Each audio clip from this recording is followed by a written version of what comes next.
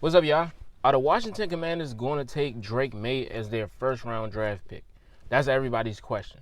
You know, in the beginning of before the combine, we noticed that the Commanders had him as one of their picks at quarterback.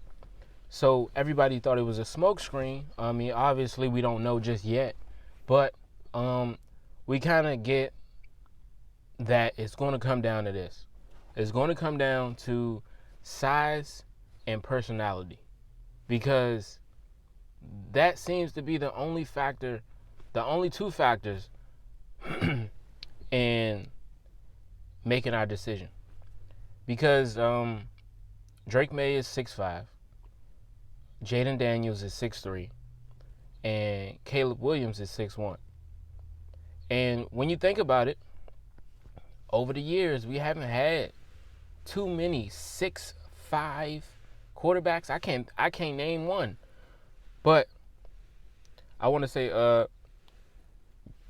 what's his name? Campbell. I don't know how tall Campbell was back in the day, but I think he was tall. But besides that, they're all good quarterbacks. And at first I was doubting Drake May just because of where he came from, and then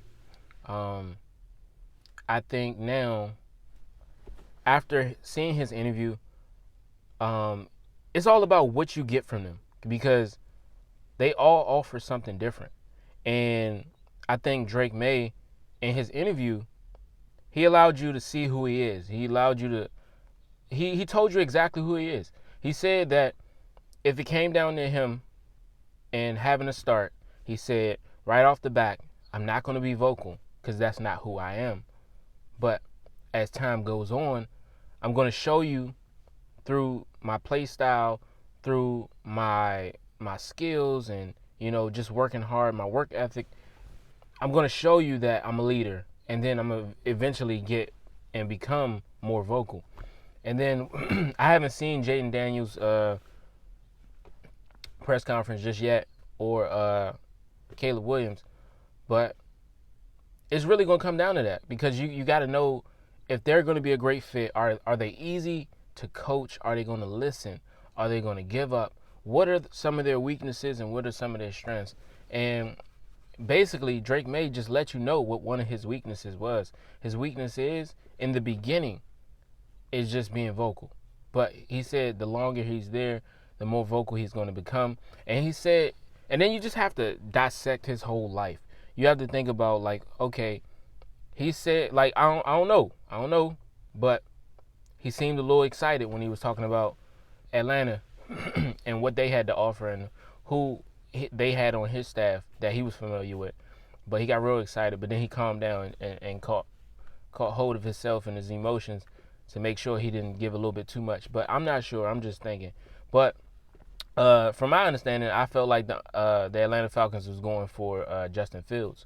But it's up in the air right now. We don't really know too sure. We're not too sure. I haven't seen anything that said that for a fact they was gonna get him. But you've been seeing news here and there. But when I tell you, it's going to come down to what they say, who they are, and their weaknesses and their strengths. And then it's also going to come down to whoever the Bears pick first. And I believe they have the first pick. So it's going to come down to whoever they decide to pick first. We already know they're getting rid of Justin Fields for a fact. They're getting rid of him. We're just not sure of where he's going. Is he going to the Raiders? Is he going to the Atlanta Falcons? Is he going to the Vikings? We don't know. But I believe it was Atlanta Falcons and the Vikings that have shown interest. But the question is, who is the Commanders going to get? Because it's obvious that, Caleb Williams seems like the best fit because he's from this area, and, him coming into the same coach that he had in college last season would be very familiar, would be very comfortable for him. So it would allow him to have a smooth transition, seeing as though, you have everything you need. Like, you know what I'm saying? Like, imagine you going to another job and it's somebody you know that's telling you to come and work at the job. It's nothing like working with somebody you know. I'm telling you, it's nothing like it. But I've never had the opportunity. But I'm just saying, when you think about it, you think about, oh, I'm gonna go, hang out with my cousin. You go hang out with your cousin or your family member or friends because you're familiar with them. Nobody just says, I'm gonna go hang out with some random people. Whoever I see on the street, I'm gonna go hang out with. Like, that wouldn't make you feel comfortable. So just think about it. If you go to a place you're familiar with, somebody's you familiar with. Sheesh, I couldn't even say that word, but it's just you're so much comfortable. And for him to go to Cliff Kingsbury's area, wherever Cliff Kingsbury is, to be allowed to go there, and that's just a blessing when I think about it. It's just like, why would I not go here? If I had a choice, he doesn't have a choice, obviously. But it all depends on what they see out of him. And of course, right now, everybody's really just showing, how can I say it? Everybody's just being very great at being political. Like, they're just keeping it not all the way at 100. Like, they're just giving you what sounds good. Like, and it's obvious because you don't know where you're going to land.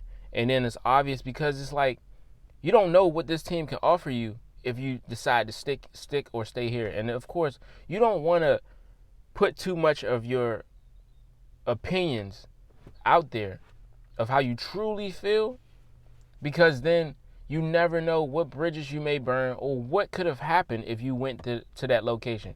And it's going to come down to what they say and how the team feels about their weaknesses and if they can do something with it. And my bad for that. But I'm just thinking, like, you can also, it's going to come down to talent and uncoached talent.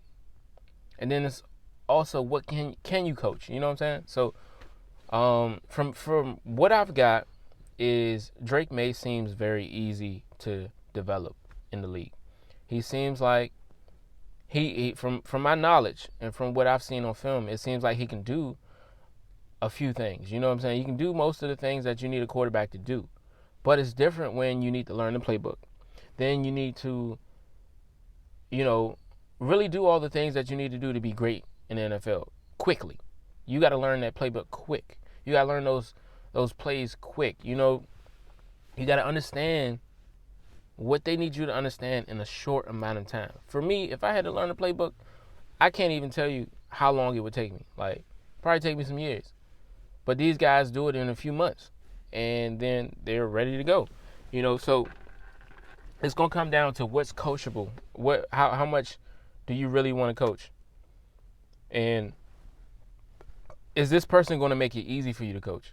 And, seeing as though so many people feel as though Cliff Kingsbury and even Patrick Mahomes himself has said that Cliff Kingsbury and Lincoln, I forgot his last name, but Lincoln that he worked with, they make it easy for a quarterback to come in and really, they work on their strengths, but they also allow them to work on their weaknesses too. But they really just see what the quarterback can do and just operate in that fashion. So they allow the offense to work around the quarterback's strengths. So that's one thing that can benefit any of those quarterbacks that we pick, because Cliff Kingsbury is easy to work with. And that's a plus. So it doesn't really matter. At the same time, it does.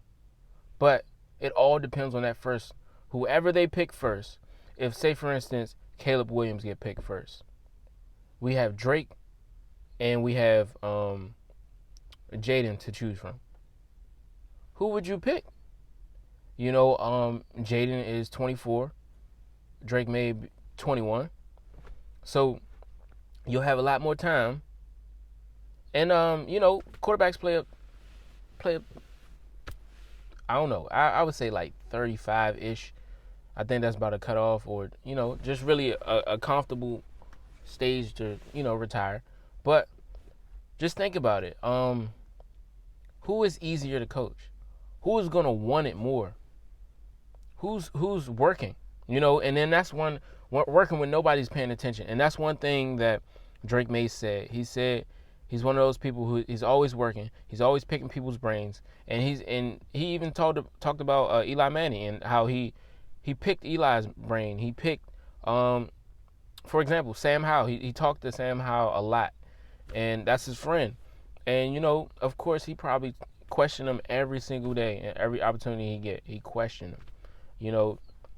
That's somebody I would seek interest in, because it seems like you want to know more about how to be better, and he seems very coachable. And he's 6'4". Just imagine somebody 6'4", somebody 6'1", and how you see the field way different than somebody that's shorter than you, or somebody that is very tall. You see a lot of things differently. You won't have to make some of the same hard plays that you would if you were short. And of course, the shorter you are, the better, the faster you are. But sometimes that's not always the case. Everybody's not Lamar Jackson.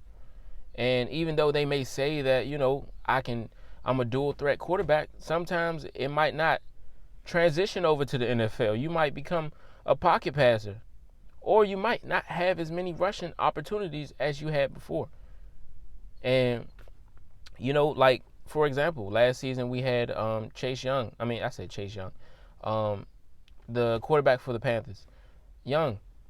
And how, it didn't transition over to what we thought it was going to be right away. And, of course, we all knew that. The Panthers were a terrible team, and they have a lot to work on and a lot to fix. But that's just one of those things. It all matters. It matters about where you're placed in the organization. So if you go with the Commanders, I feel like we now have an organization that could complement a great quarterback.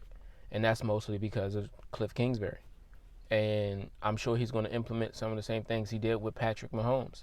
And he's going to make people feel comfortable being and working around him, So that's one great thing. It's just going to come to whoever gets picked first and how we going to maneuver through that, because we don't look like we're moving up to 1. And we're definitely not moving back from 2. So I feel like us not moving back from 2 means we're going to get a quarterback. And we already understand that, because they've already interviewed these quarterbacks. And, our names have come up plenty of times. And I think we interviewed 6 quarterbacks. And 3 of those 6, we already know who they are. Jaden, Caleb, and Drake. So I'm excited, but I think it just got a little bit harder. I think this decision just got a little bit more difficult, because it's not as easy as you think it is. In the beginning, I thought it was easy. I was like, who is Drake May? But now I figured out who he is, and I see what he has to offer. And it's going to be a very difficult decision to make, but I'm excited in whatever they do. And, I can't do nothing but support it, because this is my team. And at the end of the day, we really ain't got too much say so. But you know what? At the same time, we do still have a lot of power. Because if everybody say get rid of somebody, eventually they're going to get rid of somebody. And that's what happened with Jack Del Rio. And, we do have a little power. But at the end of the day, we can't do nothing but accept whoever the Commanders pick. And from my opinion, from right now, I'm kind of feeling Drake May. He's very coachable, and he's very excited about learning more. And that's something that you got to continue to do. And hopefully he picks up, if we do get him, he picks up on everything that, is being said. And it's a very difficult position at the end of the day. So it all depends what happens once you get here. Are you going to transition? Are you going to pick up? Or is Sam Howell going to be back at the number 1 starting position? I appreciate y'all for talking and listening. I'm out.